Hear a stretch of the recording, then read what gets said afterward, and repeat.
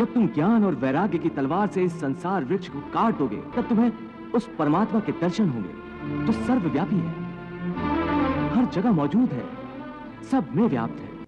कृष्ण के मुंह से ये बातें सुनकर न जाने क्यों मेरा मन भय से व्याकुल हो रहा है। इससे पहले मुझे कभी मृत्यु से भय नहीं लगा, परंतु आज मुझे मृत्यु से भय लगने लगा है। मेरी ही नहीं, मेरे अपनों की मृत्यु का भी भय। महाराज, यह तो बड़ी विचित्र बात है। द्वारिकाधीश श्री कृष्ण तो अर्जुन और हर मनुष्य के मन से अपनी और अपनों की मृत्यु का भय निकालने के उद्देश्य से उपदेश दे रहे हैं। फिर मेरा मन भय से क्यों कांप रहा है? एक ही उपदेश का विपरीत प्रभाव क्यों पड़ रहा है? अर्जुन का मन शांत होता जा रहा है और मेरा मन अशांत हो रहा है। श्रद्धा वो सीधा और सरल रास्ता है जो मनुष्य को प्रेम शांति की ओर ले जाता है। इसलिए कि श्रद्धा द्वारा मनुष्य निष्ठावान बन जाता है, और जिस मन में श्रद्धा नहीं होती वो मन संशय और शक के अंधेरों में इस प्रकार भटक जाता है कि उसे ना तो इस लोक में सुख का रास्ता मिलता है और न परलोक में उसे शांति प्राप्त होती है।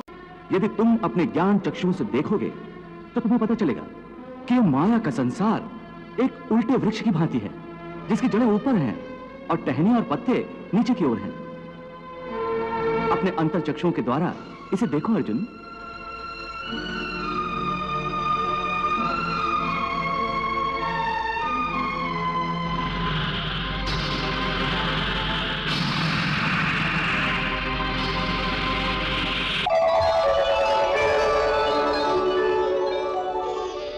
हे केशव, मैं संसार वृक्ष को देख सकता हूं। इसकी जड़ें ऊपर हैं और तुमसे निकली हैं।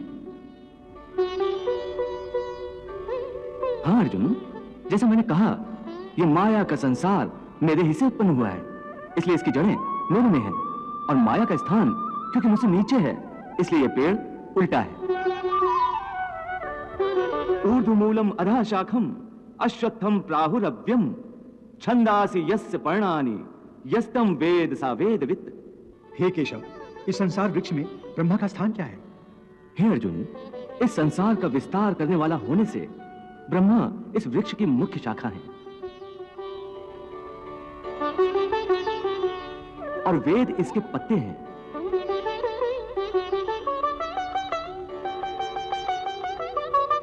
हे पार्थ, शब्द, स्पर्श, रूप, रस और गंध, ये पांचों इस वृक्ष की शाखाओं की कोपलों के रूप में हैं।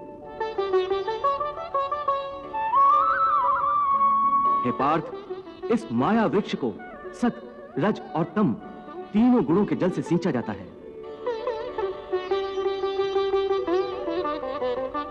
आसक्ति का मारा मनुष्य इसी पेड़ की डालियों में उलझा रहता है। पार्थ, ये वृक्ष अनादि है, अनंत है। ये वृक्ष संसार की माया का प्रतीक है। हे मधुसूदन, जब ये पेड़ ही सृष्टि है तो इसकी विशाल छाया भी हारों फैली होगी, तब मनुष्य इसकी छाया से कैसे बचकर रह सकता है?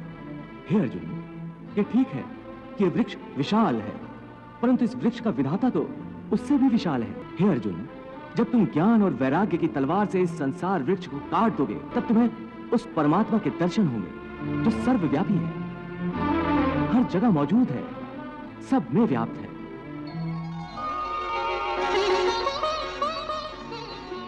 इसलिए पार्थ, तुम मेरी शरण में आओ। श्रद्धा वो सीधा और सरल रास्ता है जो मनुष्य को प्रेम शांति की ओर ले जाता है। इसलिए कि श्रद्धा द्वारा मनुष्य निष्ठावान बन जाता है, और जिस मन में श्रद्धा नहीं होती वो मन संशय और शक के अंधेरों में इस प्रकार भटक जाता है कि उसे ना तो इस लोक में सुख का रास्ता मिलता है और न परलोक में उसे शांति प्राप्त होती है। संजय, तुम्हारे मुख से श्री कृष्ण के उपदेश को सुन सुनकर मेरा मन शांति को खोता जा रहा है। कितनी विचित्र बात है ये। यदि आपका मन अशांत हो रहा है तो इसमें विचित्र क्या है? संजय, श्री कृष्ण के उपदेश का मुख्य उद्देश्य अर्जुन के अशांत मन को शांति देना है, परंतु मुझ पर इसका उल्टा असर हो रहा है।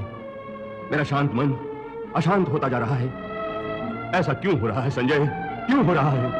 महाराज, श्री कृष्ण ने ठीक ही कहा है कि श्रद्धा न हो तो मनुष्य सुखी नहीं हो सकता।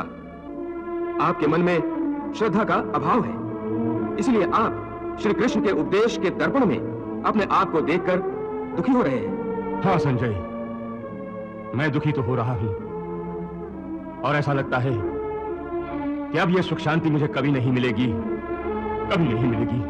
जिस मन में श्रद्धा नहीं होती वहां शंका होती है। जैसे जहां उजाला नहीं होता वहां अंधेरा नहीं होता। न श्रद्धा होगी न आस्था होगी तो मनुष्य आस्तिक नहीं रहेगा, नास्तिक बन जाएगा और वो कदापि सुखी नहीं हो सकता।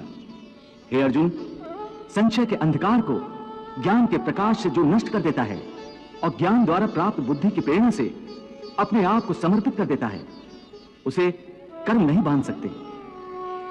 इसलिए हे पार्थ, अज्ञान के कारण जो संशय तेरे हृदय में उत्पन्न हुए हैं, उन्हें ज्ञान और विश्वास की तलवार से काटकर अपने कर्म रूपी युद्ध के लिए कमर बांध कर खड़ा हो जा।